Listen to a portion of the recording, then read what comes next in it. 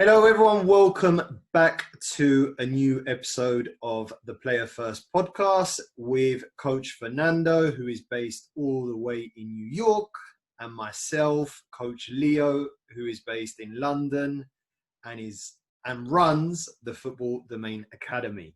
Okay, so if this is the first time you're watching this podcast, I'd like to welcome you. And I don't think I introduced it just yet, but my friend over here, Coach Fernando, runs Tiempo Soccer Academy in New York. Now, Coach Fernando and myself are both on a really, really big mission. And our mission is to reach, impact over 1 million soccer players worldwide. So if this is the first time you're watching, then I hope this episode is of value to you. I hope we educate you. And also, as always, with Coach Fernando, we are here to entertain as well. That is true. So, Coach Fernando, all the way on the other side of the world, how are things going this week? How were things like from last time we spoke? Good. Everything's been good. Thankfully, had a good week. A few players had some tournaments this weekend, which was great, and they performed well, which was nice. And that's it. Just getting ready for another week here. And it's funny, as soon as we started our podcast episode here, as always, you bring the rain to me, and so it started raining right out here. So the rain is here. Thanks to my friend Coach Leo. There you go. It's not a podcast without rain, right? It's got to rain either here or there, right? There we go. Excellent. How's the weather over there, by the way? Do you know what? It's been raining all week. See, brought it over. That's it. But I think now it's stopped, but it'll be back soon. He's probably gone for a visit to New York, and he'll be back a bit later. I think that's what happened. So, Coach Fernando, what's the latest in the soccer world out in New York then, in terms of club, the pro game? How's the landscape looking? Yeah, I mean, everything's still pretty active, thankfully, with COVID going on and whatnot. But in our area, games are still scheduled, leagues are still going. So it's still pretty consistent and pretty happening, which is good. So that's good. What about you? What's going on over there? Same as well. From last time we spoke, all youth leagues have been going since September, so first week of September. Premier League, obviously, we all know it's up and running. Your man James doesn't stop scoring. Killing it. He's killing it. So no, it's good. It's good. Just looking forward to another weekend. Hopefully a dry one, but can't guarantee that. Yeah, we'll see what happens. But no, it's good to have sort of some normality, as we can say. Right. I'm glad that in leagues in New York as well are underway, and kids are getting a chance to now compete and play as well, which is good as well. Mm-hmm. Awesome. Okay, so Coach Fernando, the topic of today is one which I know is very close to your heart. Yeah. And when we were discussing this, what do we speak about? This is definitely one that you wanted to talk to our audience about today. So today's topic is becoming the player you want to be, right? Now, when I say that, what's the first thing that comes to your head? What do you mean when I say that? Yeah, I think this topic's really about constant improvement and constantly looking to better yourself, becoming the best version of you, whatever that is to you, always becoming that. And so I think it's a journey that you always go through as a player, or even just as a person in this world, of just trying to be the best that you can be. And I think it's a never ending journey. I think from here till the last day you're on this planet, you're always looking to be the best version of you. So that's really what this kind of means to me. Love it. And I like when you mentioned person. I think you mentioned person, right? Because when we talk about becoming the player you want to be, it can also relate to the person you want to be as well. Big time. Especially nowadays, where with social media, with access to so many different things, sometimes we want to be someone that isn't our version. Right. We want to be someone else, but we slowly find out that that doesn't make us happy. Right. Exactly. So becoming the player you want to be is probably just and it's very simple. It's like, right, what's the player I want to be, and staying focused to be in that version. Right. Cool. Yeah. 100%. Awesome. So when you were younger, right? I know now at your adult years, you spend a lot of time on the bench. I'm sorry, I had to bring it up, man. I don't know where you're getting these facts from, but they are inaccurate. ESPN has told me that you're the player with the most bench appearances. It's not Sky Sports or whatever you guys have in the UK. ESPN. So when you were younger, right, who did you aspire to be at that time? That's a really great question. So I think I had different players in my mind that I really idolized. I was a big Ronaldinho fan. I was a big Carlos Valderrama, El Pibe fan. He's like a Colombian hero. So he was the one that really inspired me at a young age to really love the game. But I think that's where it starts too for a lot of young players. I think it's okay to start to idolize other players that maybe you want to be like, or you want to play like one day. So it gives you an idea of the player that you want to become, right? But like you said, in the end, it's still about becoming the best version of you, of who you are, being authentic to you. And I think we talked about this in a past episode about being authentic to yourself, right? And owning that. So you still want to do that, but it's okay for kids to try to be like other players. I think that really gets people motivated to become better than where they are currently. So those are a couple of my idols growing up, and that really inspired me to start playing and to keep playing and just to be that creative type of player, that player that put balls in the box for other players to score. I was always very much the player that wanted to set up everybody. I wanted to be the guy that would just put the perfect pass or create a little play and then lead to the goal. I always wanted to be the player right before the goal was scored. I wanted to be the player that touched the ball. That was me. And I scored some myself too, but I always wanted to be that type of player. So that's why I looked up to those guys, because they were very creative. Nice. I like that. Yeah. So, what about okay, go ahead. No, sorry. What did you say? Sorry to cut. I was going to ask yourself. My idol. You can't say me. You can't. I know you want to. Yeah. Well, back in the day, I didn't know who you were, Coach Fernando. Well, okay. Back in the day. Today, you can't say me. Well, no, I mean when I was younger, when I was between 8 to about 11, I wouldn't say I really had someone I looked up to, because at that time I just wanted to play. Yeah.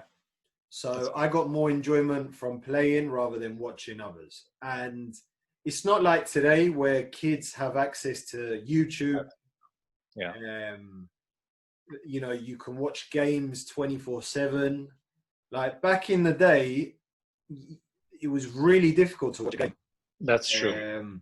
So the way you enjoyed the sport was actually more playing rather than watching. Because it was like, if you don't actually go to a game, then it was very difficult to watch professional players back there, because there was no internet. Internet wasn't around. And then the only sort of games you could watch were probably highlights on television that you had to tune in at a specific time, because if not, you missed it, and that was it. Like, you had to wait next week to watch it. Right. But then when I got to about 15, 16, and then football then became a bit more accessible, the player I always looked up to, well, it was two, Tevez. I always liked Tevez as a player, just because of his work ethic. Yeah. I think we talked about him previously. We have talked about him. And then the other one was Riquelme. Oh, great player, yeah. Riquelme, even to this day, like, he's still probably one of my favorite players. Obviously, he's not playing now, but right. And the reason why I liked him so much was something he taught me was you don't need pace to become good. Like, he was not the fastest player. No, at all. Yeah. But his technical ability was fundamental. Like, it was amazing. And he dictated games. Like, he when the team attacked, it was because he made the team attack. When the team played back, so he was amazing to watch. The player I really, really liked at that time. Now, looking back on those two players, they probably did have an influence on how I played, because I did try and sort of idolize them to a certain extent. But that was because of, at that time, then we had more access to watch them. Sure. So you could actually see how they play. There was video replays back then as well. And stuff like that. So, yeah, and the more you watch the pros, the more you can implement it in a game. Right. Now, being your best version doesn't specifically mean that you're going to be Tevez. Right. Right. Because you might have some strengths that Tevez doesn't have. Right. Okay. Or you might be good at something that he's not known to be good at. So I think it's the key to it is basically knowing your strengths and just, as you said, growing with them strengths, right? Because that's your best version, right? Your strengths are your best version. Areas of improvement, I believe, will get better as your strengths get better. Right. Yeah. And I think it starts with setting a goal, setting that player that you want to be like, right? Which, like we said, it can come from certain idols that you like watching or that you want to play like. That can start there, and thinking about that player that you want to be like, that player that you want to become. Who is that player? Set that goal for yourself. Or maybe you don't have a certain style of play that you want to have. Maybe you just know you want to play in college, or you just want to play at an academy or professional. Whatever it is, make sure number one is to have a goal, right? Have a goal of what it is you want to accomplish. Yeah. Because without that, you really have no direction, right? No target that you're aiming towards. So I think that's step number one for becoming your best self, is know what are you striving for? Yeah. What's that goal? Mm-hmm. Yeah.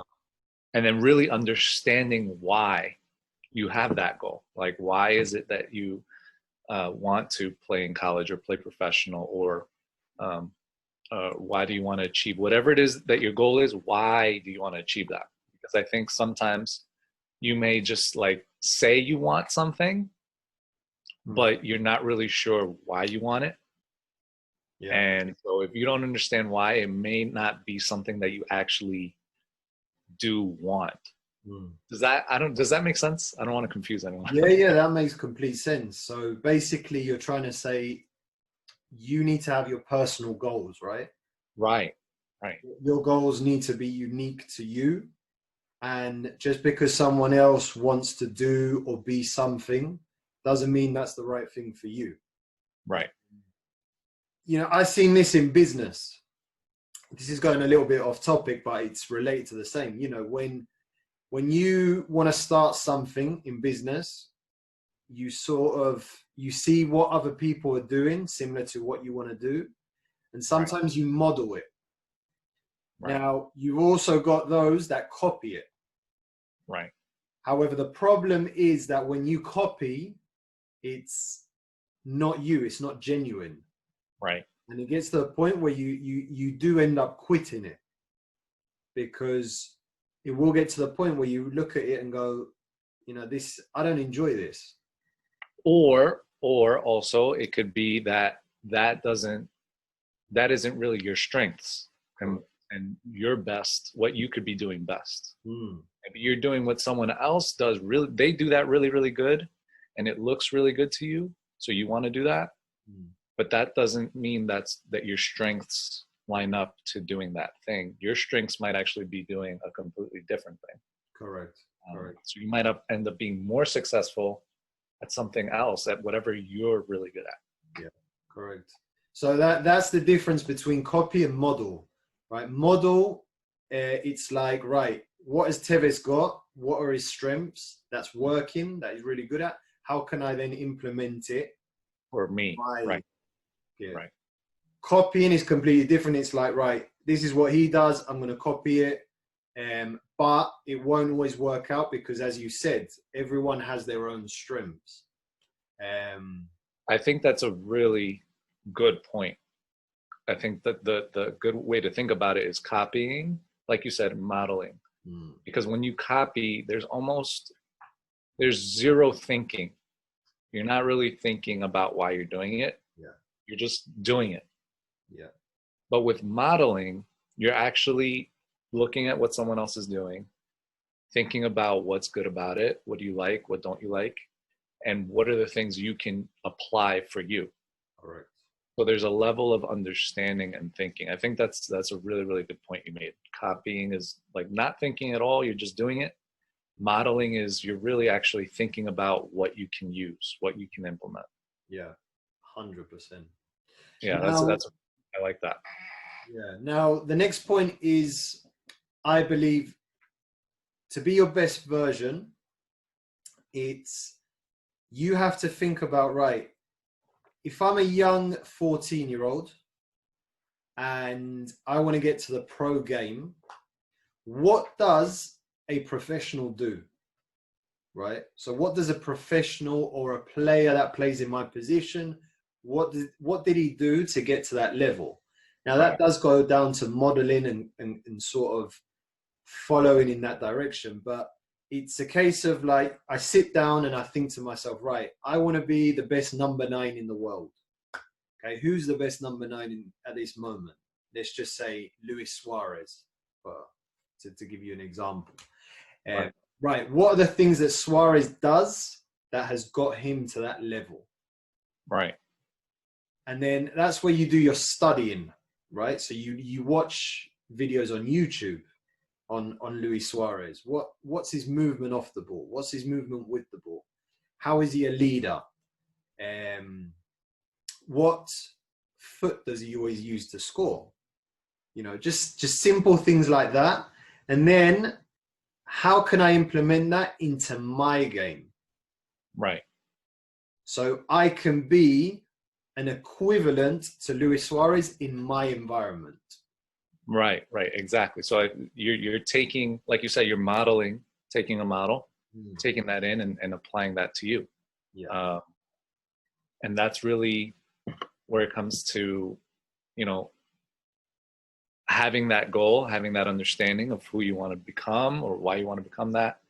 And then thinking about what are the things that you need to start doing now that can help you get there. Yeah. Right. And it's about, like, becoming that person or becoming your best version is not about, like, waiting for anything. It's about doing actions now, right? Being your best version now, doing the things, the little changes, applying those little things to your game that you see Suarez doing.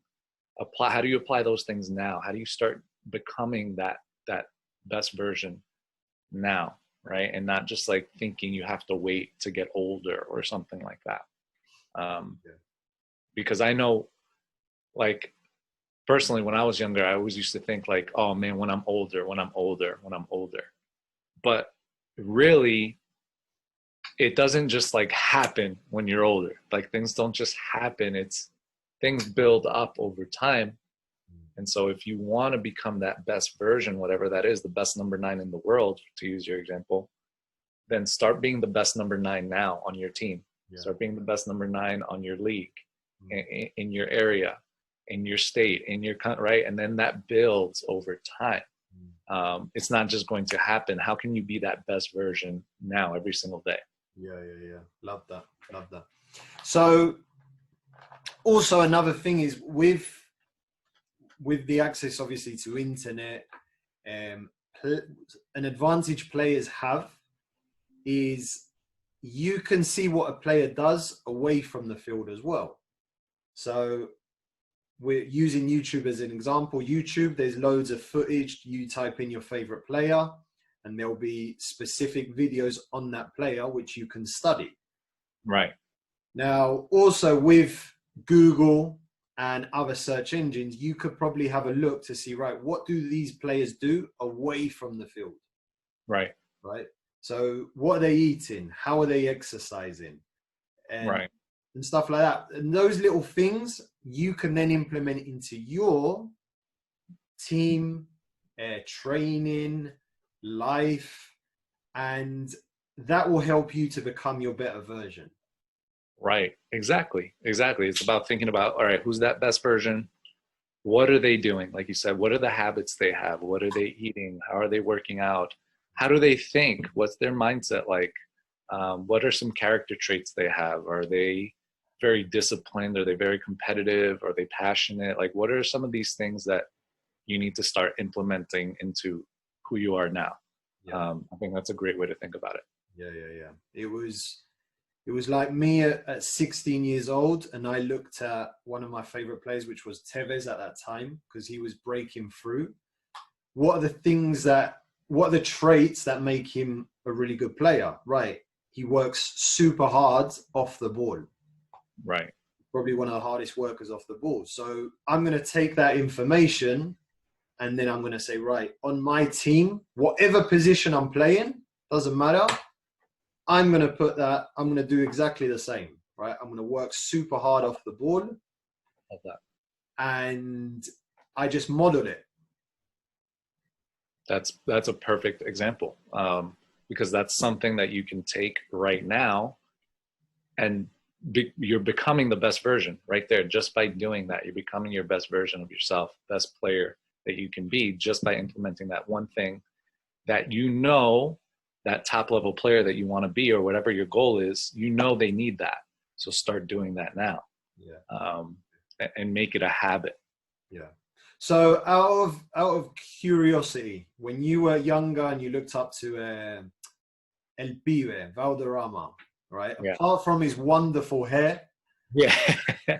If you guys don't know who we're talking about, Google Carlos Valderrama, and you'll see the hair we're talking about. Apart from his marvelous hair, what other things did you look up to him as a player? What do you mean? So when you were younger and you watched him play, yeah, what were a few things that stood out that you said, right, I want to be like him? I think it was exactly the same as him. Yeah, I think it was just his ability to always find that last key pass. Yeah, he just always seemed to be putting the ball in a dangerous position for somebody. He would always create an opportunity at goal. Always. Anytime he had the ball, he would either just find the next pass, keep it moving, or he would be a little creative in the final area of the field, that final third, to find that creative little pass or that little through ball that just created so many problems for the other team, that I just thought was like, wow, I want to be that guy. I want to be trouble for the other team. I want to find those key passes that really drives defenders nuts. So that's something that I personally loved when I was watching him play, and I wanted to implement. Cool. And what did you do to implement that in your game? That's a really, really good question. I think when I was younger and I was like really young, the one thing that I always did was I would literally be in my basement with like a small little ball, and I would just imagine, and it sounds kind of weird, I would just imagine there was defenders around me as I like played a little 1-2 off the wall, did a little move, and then made like a little shot into like the doorway. Yeah. I swear, and it helped me so much just to imagine myself. And I think there's something else we were talking about earlier. Just imagining myself in those situations, just like visualizing it, not knowing I was doing that at the time, right? I'm a kid just being imaginative and just having fun with the ball. But I think looking back, that helped me probably the most out of anything I ever did in my youth career. Yeah. Just literally in my basement with the ball, being creative, thinking and imagining these defenders coming at me. Yeah.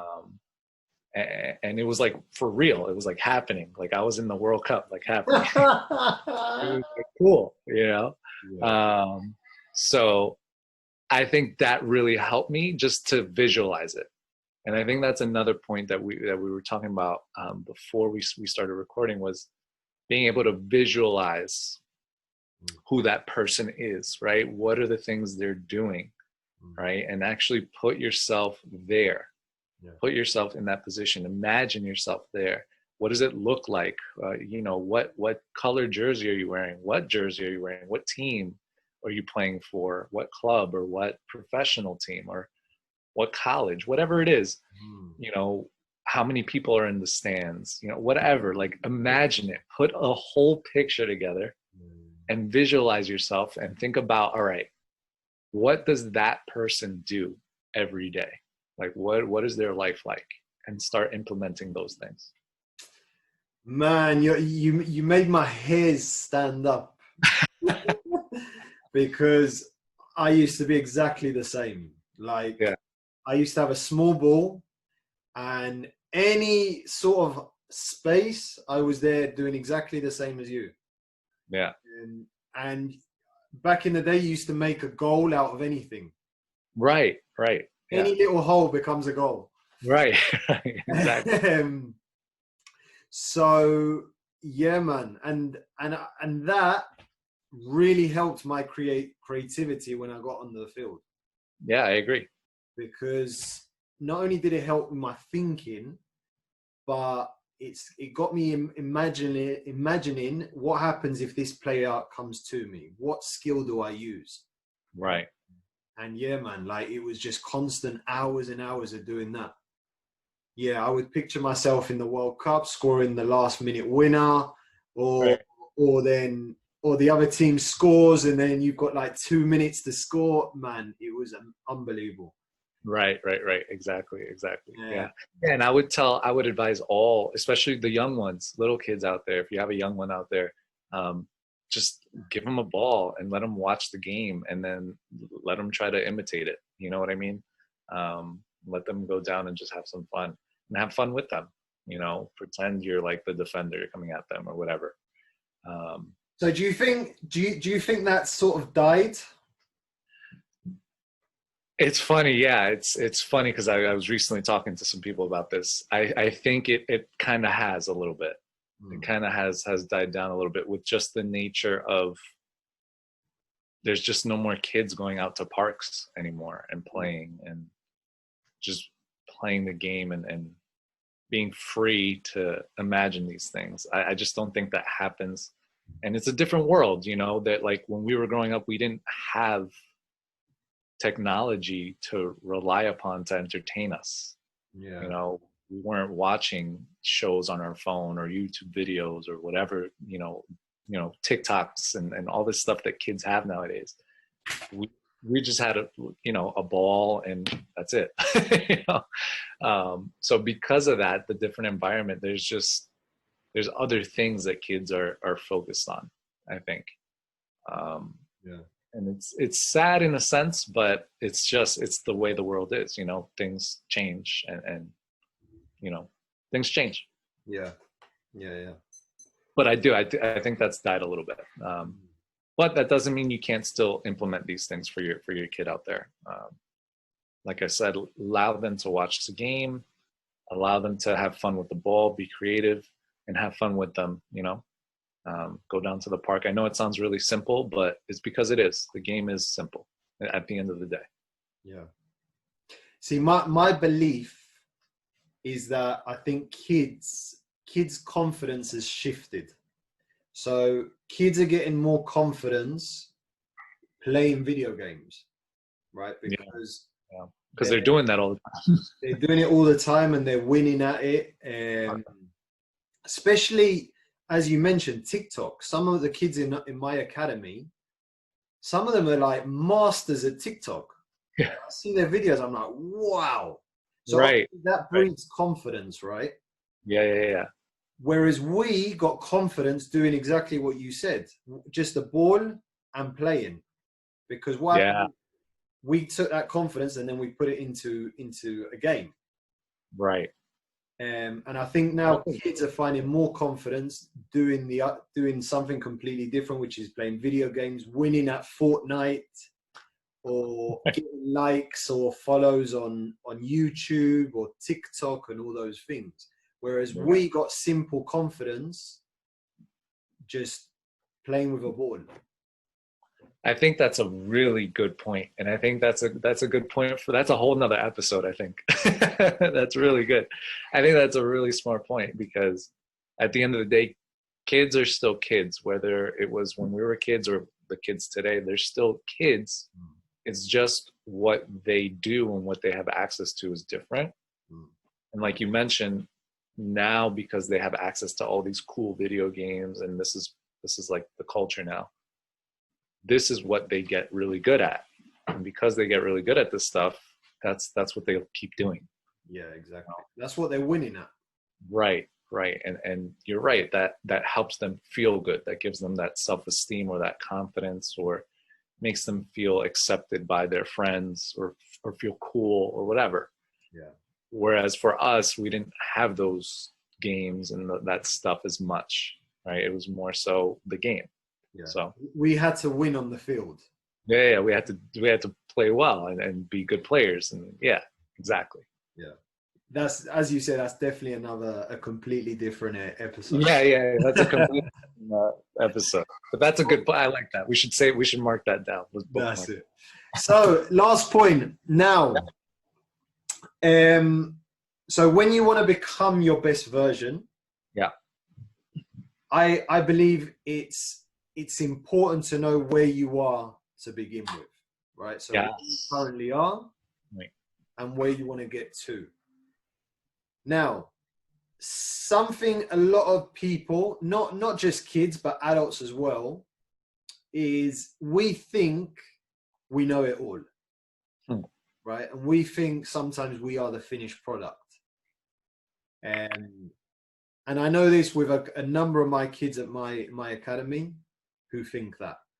Right. And I always say to them, listen, you're not the finished product. Right. You've got a lot to learn. So I think when you want to grow, you first of all, you have to know who you are and where you are at this moment. And that's also important, surrounding yourself with people that are more successful, are better. Love that. Absolutely. I think that's so as you were saying that stuff, I wrote down self-awareness. Self-awareness, exactly. Yeah. I think that's huge, because you have to know, all right, so you know the player you want to become, or the person you want to become, you know what that looks like, you know what that sounds like, you know what it feels like. That's great. But now knowing, okay, you got to know yourself. Where are you right now? Have self-awareness about you, who you are right now.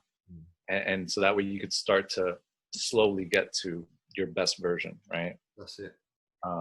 So if you're a kid and you're at a pro academy, know that you aren't a finished product, even if you are at Arsenal or Chelsea or Tottenham, wherever it is, because you're not there yet, right? You might, yes, you're training at the academy, you're training with coaches, you're part of the club, but you're not there yet, right? Right. And the best players are the ones that always want to learn.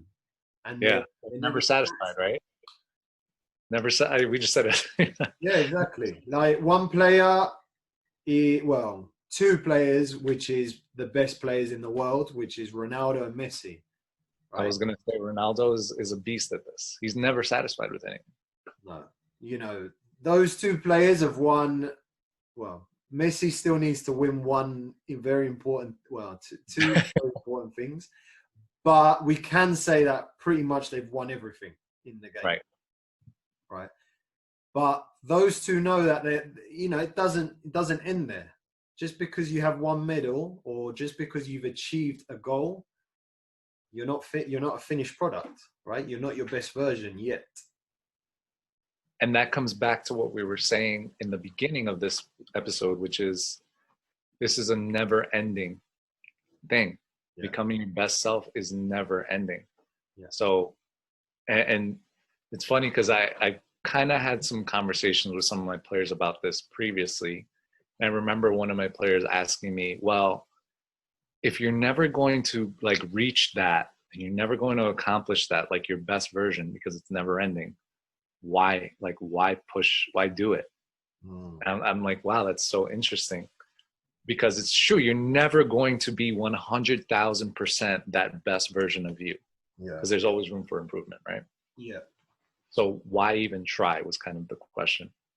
And I think when you think about it, it's about that analogy of when you shoot for the moon, you'll land in the stars, or some weird thing like that. I don't know how it goes.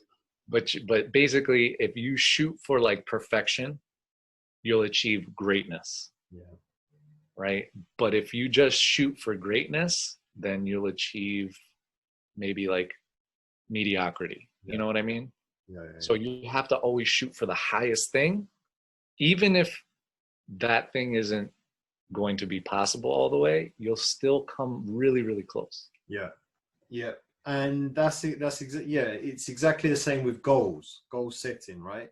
When you set an achievable goal, right? You can achieve it. It's not satisfying. Okay, because you can get to it. But when you think bigger and you set yourself a goal of, I don't know, making your debut in a World Cup. Right. You know that's a really big goal. Right. Can be achieved. However, it's not going to be achieved in a year. It's not going to be achieved in 2 years. But it makes you think big. Yes. And it makes you take action, big action. So it's exactly the same as you said, right? When you shoot for something higher, you might come short, but you'll still be better than if you were to shoot for something that you're going to get. Exactly. And I know me as a coach, every single day I'm doing that. Like I write down a really, really big goal, something that I don't think I'll probably achieve, but it just gets me thinking bigger. Right. And that's I don't know, that's abundance, man. Yeah. Tell them, Leo. Tell them.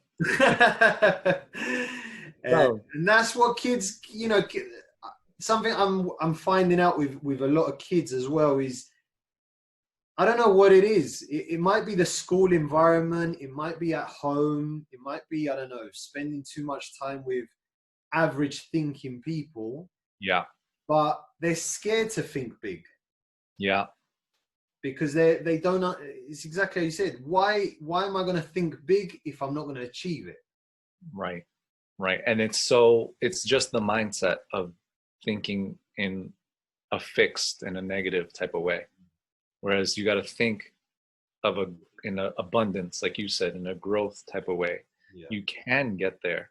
It's going to take a lot of work, but you can get there, right? Mm-hmm. So I think it's just shifting that mindset. And again, I think that's a whole nother episode too.